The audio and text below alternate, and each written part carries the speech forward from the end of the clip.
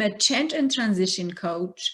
So as a change and transition coach, I help people and businesses to navigate the chaos that they are very often finding themselves in. And we now living in with COVID and with all the situation, more than ever, we live in constantly changing world, and sometimes it can be overwhelming. So I help my clients to navigate those changes. And I would say that 2020 is probably chaos like we haven't seen, right? It's like new to all of us. How are you navigating your clients specifically through and out of the effects of 2020?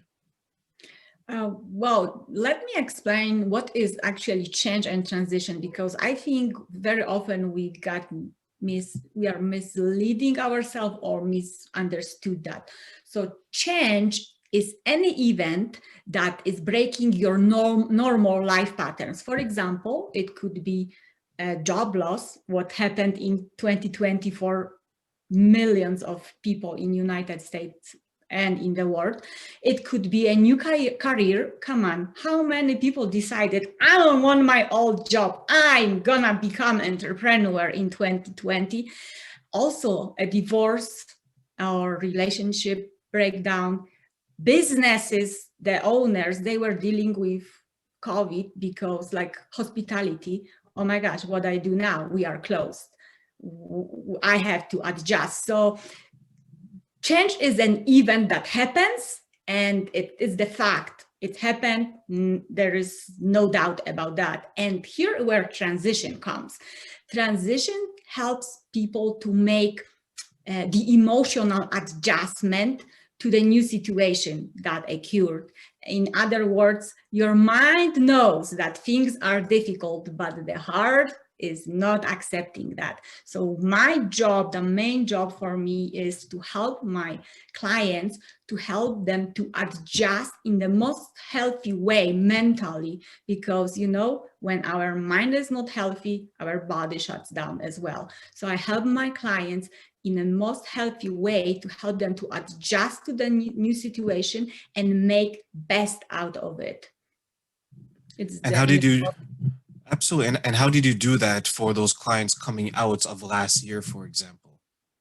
So in my case, I journal with my clients. So we use journaling because 2020 was stressful for all of us. And well, not only 2020, but it was extremely, yes, stressful, because that change just was never expected, not in a thousand or lifetime.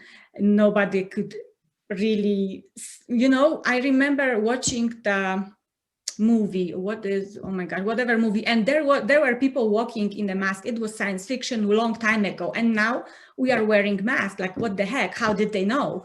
So I basically, how did I help? We journal, because journaling, it's not me, you can research it, it's the science. It's the best way to download the stress, to download the stories that are not really serving to you or my clients. So what are the stories? Like, I just lost a job, there is COVID, I will never, some of them said, I will never find any other job, especially now, I'm done, my life is over. It's how our mind operates. It's done, I'm over, I'm not worthy. So we put ourselves down. And so I encourage my clients to write down all the stories that they are telling themselves. First of all, it's a stress download. Second, they actually can see, but come on, we are the visual. 90% of people is visual. When we see what we really think, because our thoughts, they're like clouds.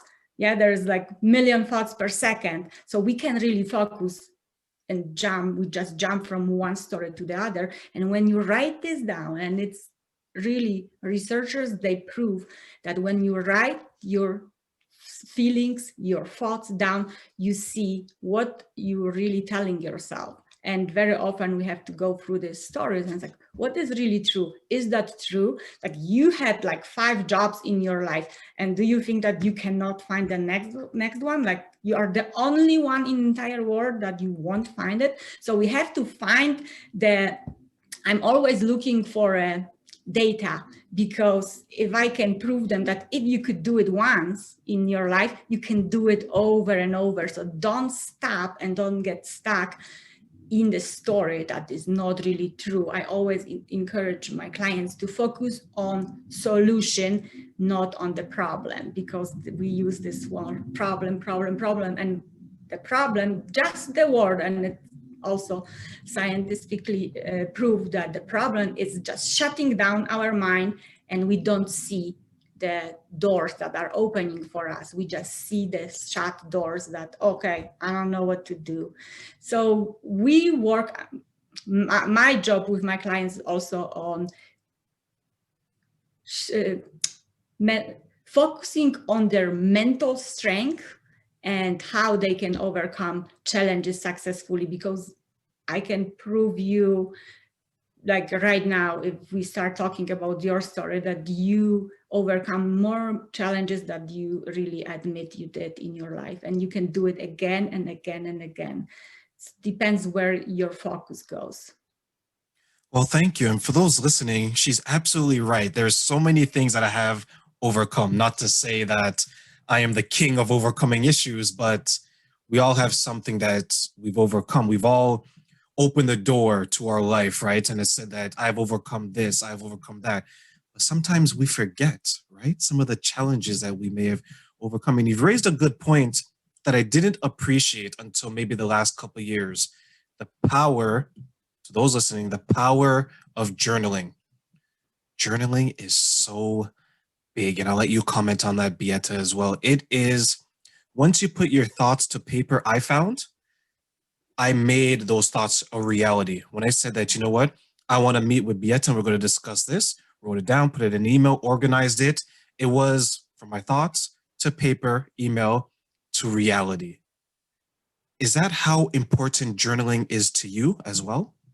Absolutely, absolutely. It's it's the higher actually knowledge about journaling, that when you put your pen to paper, or it's actually also you can do it with your laptop, because now when people use their notebooks, it's the same power. I know that for a long time, the researchers were saying pen to paper. And if it works for you, you always need to remember to pay attention to what works for you. If it's pen to paper, do it. If it's laptop, do it on your laptop or any other device.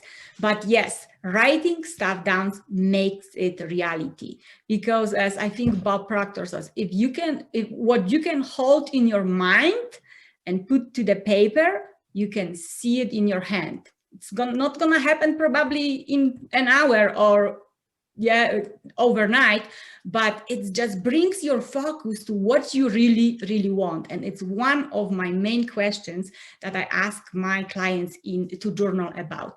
What do I really, really want? Why 2 reallys?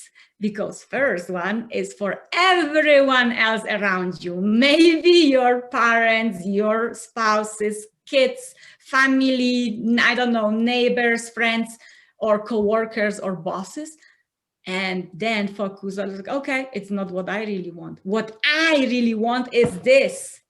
And it opens really your mind to who you really want to become. So the first question is, who do I what I really, really want? The second, because we are usually, when we go through process like that, it's not that we are 2 years old. Usually we are living longer on this Mother Earth. And sometimes we have goals that are not really true to who we are at the moment. So my second question is, can I live without it?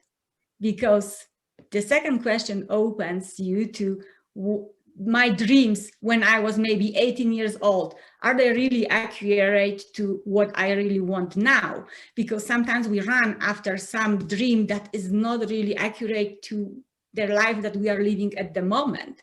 So we are wasting our time. And the third question would be, what can I do about that? What resources do I have? And who do I need to ask for help? This is huge.